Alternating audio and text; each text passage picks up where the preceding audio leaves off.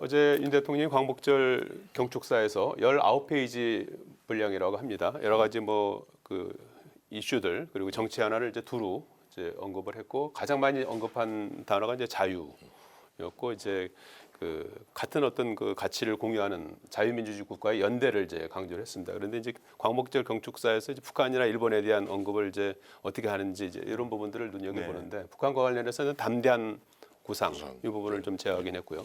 일본과 관련해서는 역사라든지 최근에 이제 후쿠시마 원전 오염수라든지 이런 언급은 없었고 이제 일본은 이제 보편적 가치, 공동의 이익을 추구하는 파트너다. 이제 이런 언급들이 이제 좀 많이 이제 거론이 되고 있는 것 같아요. 두 분께서 어떤 부분을 좀 관심 있게 보셨습니까? 글쎄요, 아주 말미에 처음에 들어가면서 우리의 독립운동은 자유인권 법치가 존중되는 자유민주주의 국가를 만들기 위한 건국운동이었다. 예. 이렇게 규정을 했는데 약간 순국선을 호국영령께 자유민주주의 대한민국의 대통령으로서 헌정사 같다는 느낌이 좀 들었습니다. 예. 그래서 어떤 과거의 왕정국가로 되돌아가자는 것도 아니었다. 그래서 자유와 인권이 무시되는 공산 전체주의 국가가 되려는 것도 더욱 아니었다. 이렇게 해서 어떤 독립운동의 의미를 다시 한번 재해석하면서 자유민주주의 국가가 되기 위한 노력에 어떤 의미를 부여한 거. 이건 아주 정말 좋은 지적이었다고 저는 생각을 합니다. 예, 헌정사와 같은 그런 이제 경축사였다 이렇게 언급을 해주셨고요. 네, 한 의원님. 예. 아무래도 여당이시라 윤창현 의원님이 후하게 평을 하신 것 같은데, 저는 전반적으로 이제 어제 광복절 메시지까지 보면서 대통령실의 메시지 전반에 대한 라인 점검이 꼭 필요하겠다라는 생각이 들었습니다.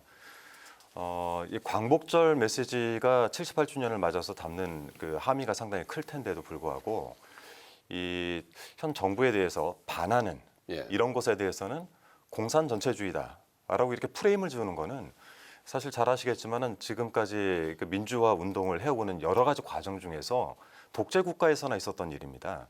그러니까 이런 부분에서는 오히려 전체 통합이라든지 광복절을 맞아서 일본에 대한 사과 요구, 특히 후쿠시마 핵오염수 방류 문제가 지금 현재 눈앞에 있기 때문에 이러한 부분들에 대한 대통령의 지적이라든지 일본에 대한 사과 요구 같은 것들이 좀 담기고 국민 전체적으로는 임기 2년 차에 접어들었기 때문에 통합의 메시지가 나온 것이 당연하다라고 생각을 했는데 어제는 그간 자유, 민주주의를 강조를 하면서도 이거를 위해서 애썼던 모든 분들을 공산 전체주의다. 이렇게 이제 매도를 하는 메시지가 나와서 사실 저는 경악금치 못했습니다.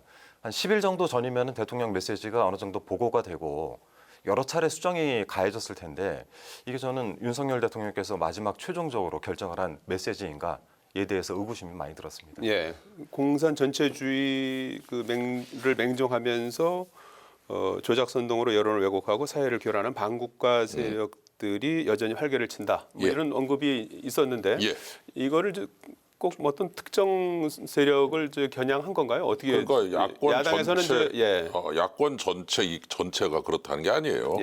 여기 지금 제가 명단 이거 가져왔는데 어떤 사람들 즉 공산 전체주의를 아직도 추종하는 일부 세력들이 민주주의 운동가나 인권 진보주의 행동가로 위장을 한 분들이 일부 있다. 그런 분들이 있다는 거지 야권 전체가 그렇다는 게 전혀 아닙니다. 그런 건 아니다. 그럼요. 그래서 그런 식으로 위장을 해가지고서 자유사회를 교란시키고 공격하는 세력들. 예를 들어 민노총 전직 간부께서 어떤 간첩 혐의로 구속 기소가 됐지만 민노총 전부가 그런 게 아니잖아요.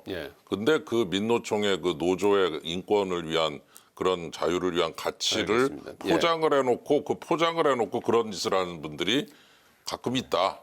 이런 개념이지 야권 전체를 그렇게 싸잡아서 얘기하는 건 그렇다고 하더라도 광복절 메시지에서 대통령의 메시지로 담을 사안 아닙니다. 분열의 메시지다? 그렇죠. 보시나요? 통합을 얘기해야 되는 광복절 대통령 메시지가 일부 분열을 일으킬 수 있는 또는 대통령이 됐든 아니면 그 주변 사람들이 됐든 그 사람들의 일부 생각을 담아서 메시지를 내는 건 아닙니다. 그러니까 자유민주주의 국가를 공격할 자유까지 허용할 수는 없어요, 우리가.